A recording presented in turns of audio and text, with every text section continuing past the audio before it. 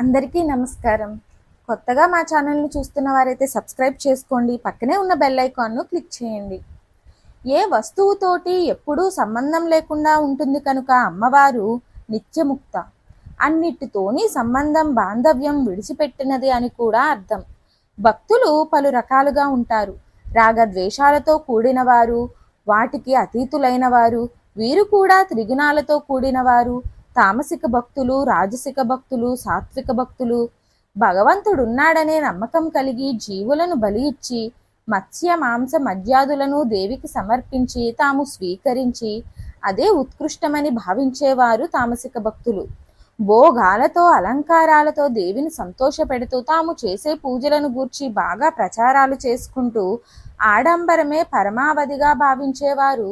పూజాధికాల వల్ల కూడా కీర్తిని ధనాన్ని ఆశించేవారు రాజసిక భక్తులు.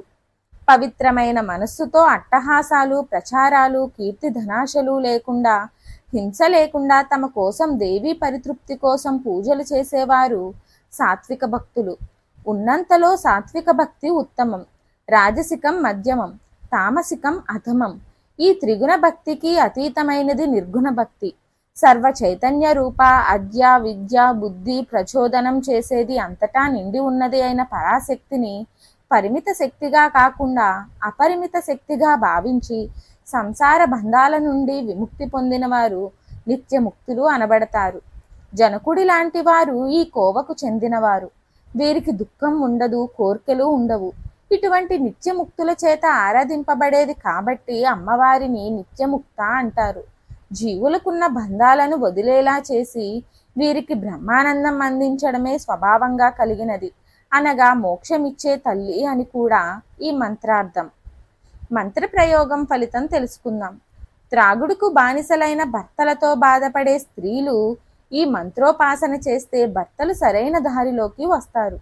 వరుసగా విడిచిపెట్టకుండా, అంటే బహిష్టు కాలంలో తప్ప మిగతా రోజులలో 14 వారాలు మంగళవారాలు, 14 శుక్రవారాలు ఎర్రని పూలతో అమ్మవారిని పూజిస్తూ 108 సార్లు ఈ మంత్రజపం చేస్తే వ్యసన పరులు వ్యసనాలను విడుస్తారు. నిత్యం భయంతో పీడింపబడేవారు కలియుగంలో చాలామంది ఉన్నారు. అనుక్షణం భయపడేవారు ఈ మంత్రాన్ని ప్రతి శుక్రవారం 108 సార్లు జపిస్తే భయ విముక్తి పొందుతారు.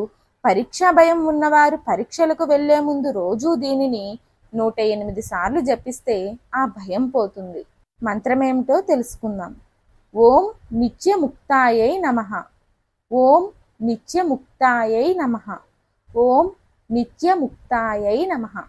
ఈ వీడియో చూసిన ప్రతి వారు కామెంట్ బాక్స్లో ఓం నిత్యముక్తాయై నమః అనే మంత్రాన్ని టైప్ చేయండి. అలాగే మా ఛానల్ను మొదటిసారి చూస్తున్న వాళ్ళైతే సబ్స్క్రైబ్ చేసుకోండి. పక్కనే ఉన్న బెల్ ఐకాన్ని క్లిక్ చేయండి. అలాగే మా వీడియోను లైక్ చేయండి, షేర్ చేయండి.